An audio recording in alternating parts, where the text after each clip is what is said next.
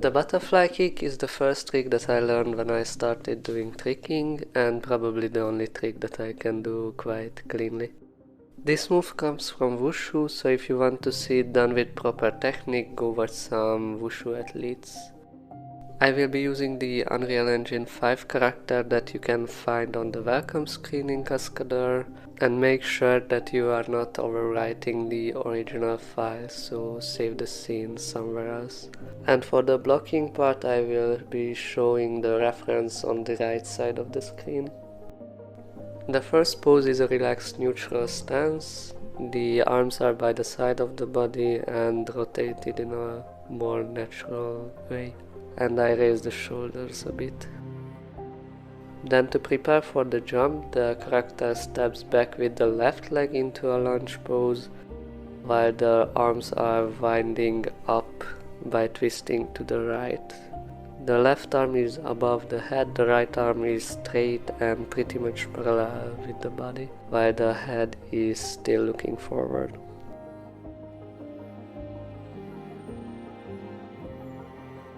The next pose is when the upper body is in the lowest point and in a hollow body position. The body weight is shifting to the left leg, arms are still towards the right and swinging along with the body.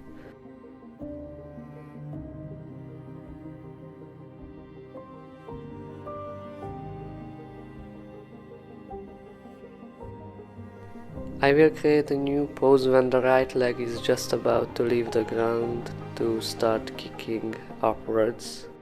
The upper body made a full 180 degrees at this point, and it's already moving upwards a tiny bit.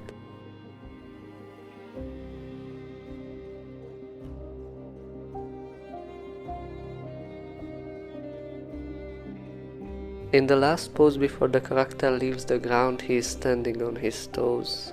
The kicking leg, the upper body with the head and both arms are all moving upwards. This gives the height to the jump. Make sure that the center of mass is above the plant leg.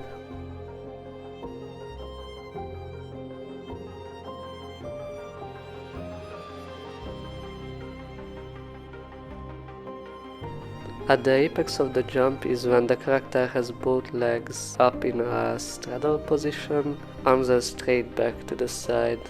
This creates a great arch with the whole body and contrasts the previous hollow body position. During the jump, most of the energy goes to upwards motion, so the center of mass mainly moves upwards and just a bit sideways. First, the kicking leg will touch the ground after the jump, with the other leg still high in the air. The arms are still up, but they are coming down with the upper body.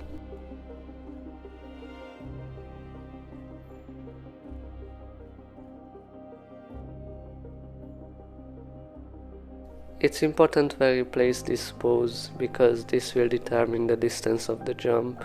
I turned on ghost to the poses of the jump so I can better see where the character should land.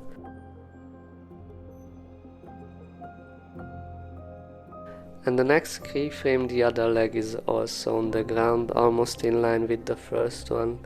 The upper body coming up and the arms are closer to the body.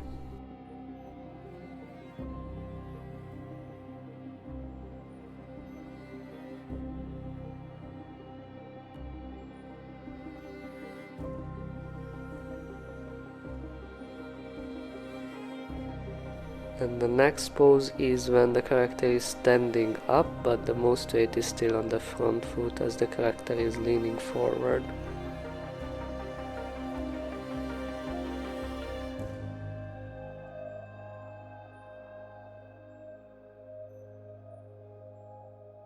Finally, the last pose is kind of an overshoot. The center of mass is almost completely on the back foot. The heel of the front foot elevates and the upper body keeps rotating with the arms. I created new tracks for the fingers so I can key them separately from the hands. For this, select the box controllers of the fingers and create a new track. For the most part I will have a relaxed fist position, but at the peak of the jump the fingers are completely straight or even bent a bit backwards. And I remove the other unnecessary keyframes on these tracks.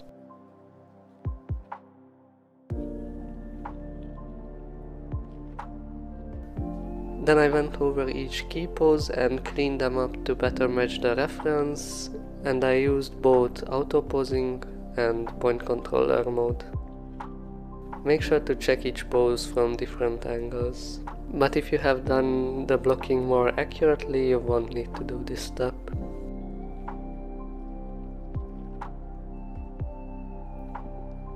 Now I can set the interpolations, which will be pretty straightforward. Mostly I will need clamp bezier interpolation in FK mode, because both the legs and the arms are moving freely in the air, drawing big arcs. I only change the legs to IK when they are on the ground or when they are making a step. Everything else I kept in FK.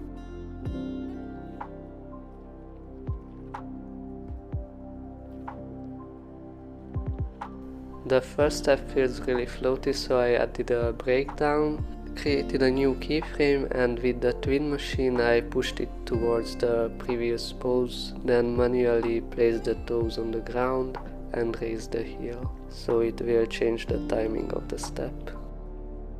And then I went through each place where the feet were on the ground and fixed any sliding that occurred, or fixed any place where the rotation of the foot doesn't seem natural.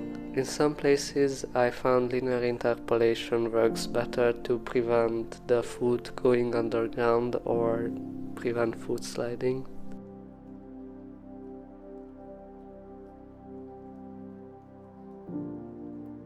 I also want to add an overshoot to the main pose of the butterfly kick, but before that I want to check what autophysics suggests. First I added a couple of frames to the jump so the character can go higher in the air and spend more time in the air. And as you can see, autophysics would like to rotate the body more vertically.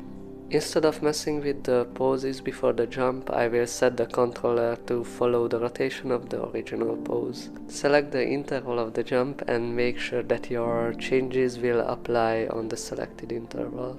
Then under the physics corrector, I set to keep the global rotation at 95%.